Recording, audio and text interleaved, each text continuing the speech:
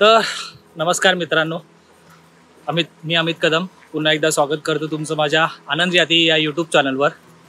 तर आज आपण आलो आहोत कर्जत जवळच्या भिवगड किंवा भीमगड या छोट्याशा किल्ल्यावर। छोटासाच किल्ला, अर्धा तासाचा ट्रेक आहे। तर या किल्ल्याचं पायथ्याचं गाव जे आहे ते गौरकामत आणि वदप दोन्ही गावातनं ट्रेक करता येतो। तर आम्ही गौरकामत गावातनं ट्रेक करायला सुरुवात करत आहोत। अर्धा तासाचा ट्रेक आहे।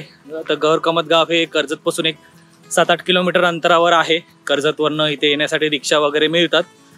तर गौरकामत गावात विठ्ठलाचं मंदिर आहे, तिथूनच त्याच्या समोरच जाणारी जी वाट आहे ती भिवगड किल्ल्यावर जाते। आता चला सुरुवात करूया भिवगड किल्ल्याच्या ट्रेकला।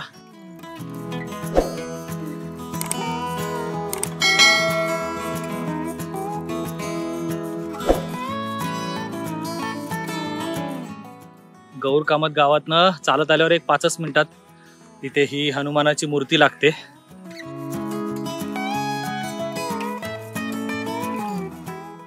आणि हा इथे भिवगड किल्ला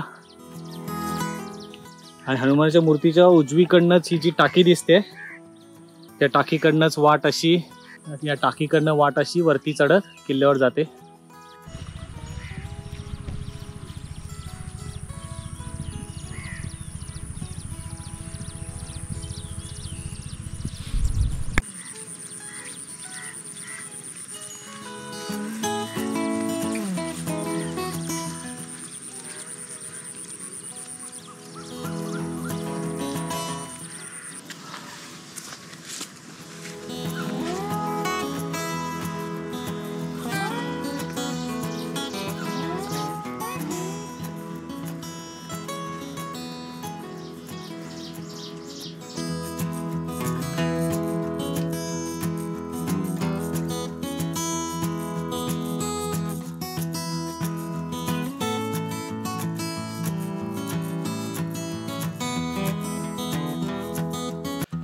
गावातनं चालू करून एक 10 ते 15 मिनिटातच आपण येऊन पोचतो ते भिवगडच्या ज्या पायऱ्या लागतात गौरकामत गावातनं येताना तिथे। आणि त्याच्या अगोदर हे पाण्याचं टाकं लागतंय। पाण्याच्या टाक्याची इथे आपण येऊन पोचलो। आता जास्त नाही, एक 10 ते 15 मिनिटातच आपण इथे येऊन पोचतो। इथून आता या गडाच्या पायऱ्या चालू होतात।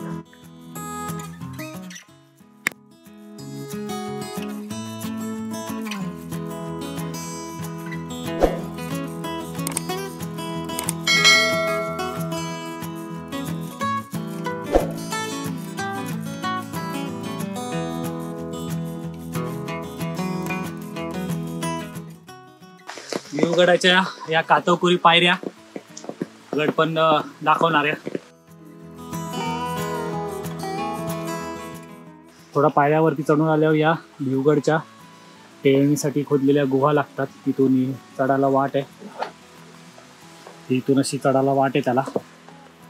आणि ही पहिली गुहा आणि त्याच्यावरती दुसरी गुहा, टेळणीसाठीच्या गुहा आहेत या।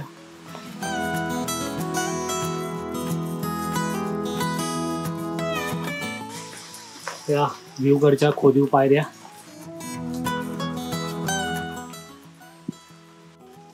इथे ही झाडे ठरवलेली भिवगडची तटबंदी।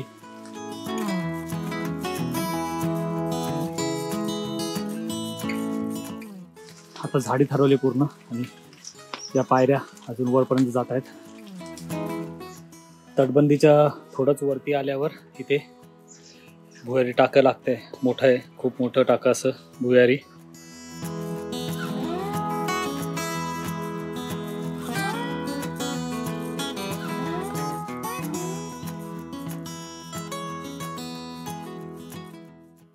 मित्रांनो, तुम्हाला दिसत असेल तर मी आता जिथे आहे तिथे पाऊस नाहीये। तिथे आत्ताच पाऊस येऊन गेलाय, ऊन पडतंय आणि माझ्या समोरच्या डोंगरावर पाऊस पडतोय। त्याचा आवाज येत असेल तुम्हाला व्हिडिओमध्ये। हा समोर इथे सगळा पाऊस पडतोय, त्याचा आवाज येतो जंगलातला पाऊस पडण्याचा। आणि मी जिथे उभा आहे तिथे आता पाऊस पडून गेलाय, म्हणजे पावसाचा पुढे गेलाय आणि आता इथे ऊन येत आहे।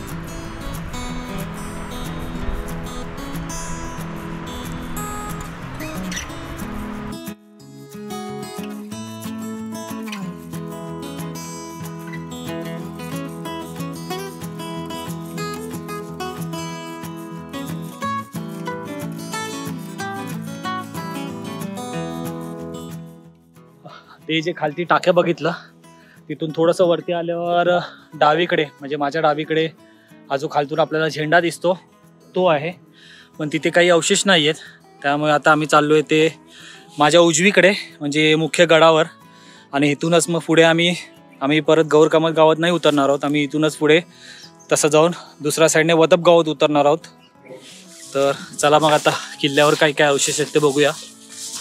त्या टाक्यापासून वरती एक 5 मिनिटात आपण येऊन पोचतो ते भिवगडच्या बाले किल्ल्यावर. तसं भिवगडवर जास्त काही अवशेष नाही आहेत, काही पाण्याची टाकी आणि घराचे चौथरे आहेत, पण आता तेही पावसामुळे गवतामुळे सगळे गवतामध्ये पूर्ण झाकले गेलेत. कुठे घराचे वाड्यांचे अवशेष वगैरे तर काही अजून दिसत नाही आहेत. कदाचित या गवतांमध्ये वगैरे असतील. इथे पुढे पाण्याचं टाकं आहे, हे इथे पाण्याचं टाकं आहे.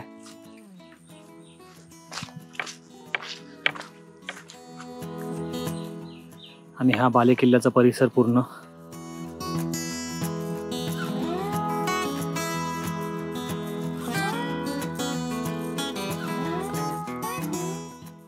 तिथे अजून एक काही आहे टेकडी वगैरे, तिथे बघूया. बाले किल्ल्याचाच भाग आहे तो.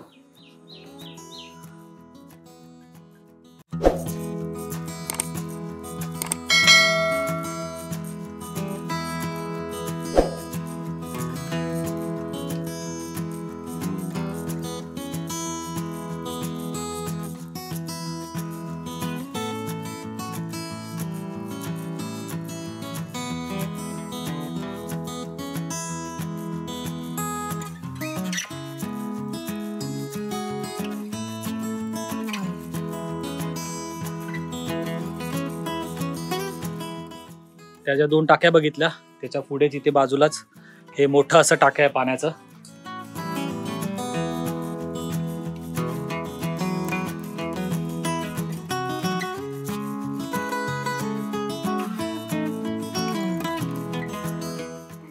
टाक्याच्या वरतीच हे वाड्याच्या वाड्याचं जोत आहे मोठं असं.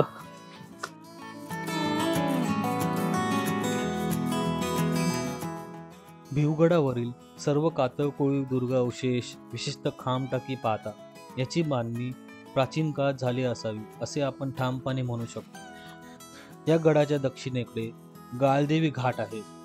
या घाटातून होणाऱ्या हालचालींवर लक्ष ठेवण्यासाठी या गडाची निर्मिती करण्यात आली असावी.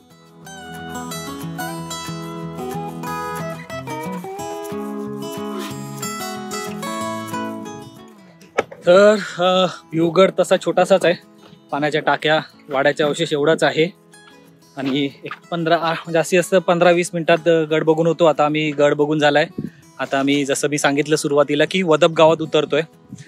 गौरकमत गावातनं चालू केलं होतं आणि वदप गावातून उतरतोय. तर आता गौरकमत गाव किल्ल्याच्या एका साईडला नाही, वदप गाव दुसऱ्या साईडला आहे. तर पूर्ण किल्ला बघून दुसऱ्या साईडने आता आम्ही वदप गावात उतरतोय. वदप गावात उतरताना ही अशी खिंड उतरून इथे मध्ये खिंड आहे आणि हा जो सरळ रस्ता जातो तो ढाकबैरीला जातो. भिवगड ते ढाकबैरी असा एक रेंज ट्रेक पण होतो आणि इथून या खिंडीतनं खालती वदप गावाकडे रस्ता जातो. वदप गावात उतरणारी वाट.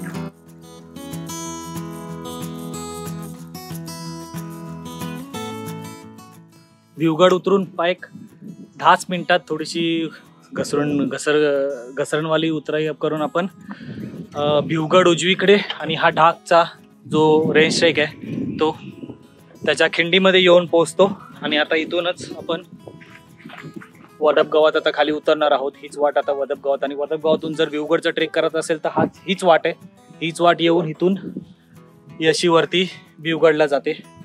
ही जी आत्ता मी जिथे उभा आहे ती खिंड आहे भिवगड आणि ढाकचा जो डोंगर आहे त्याच्या मधली.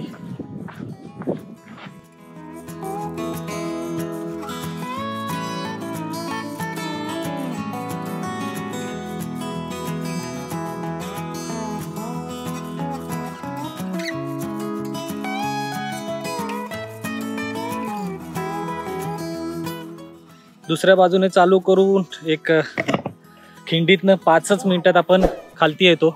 बाजूला धबधबा आहे. तर धबधब्यावर खूप लोक जात असतात आणि खालती येऊन आपण वदप गावाकडे जाऊ शकतो. पण आम्ही आमची गाडी गौरकामत गावात लावली, त्यामुळे आम्ही मधूनच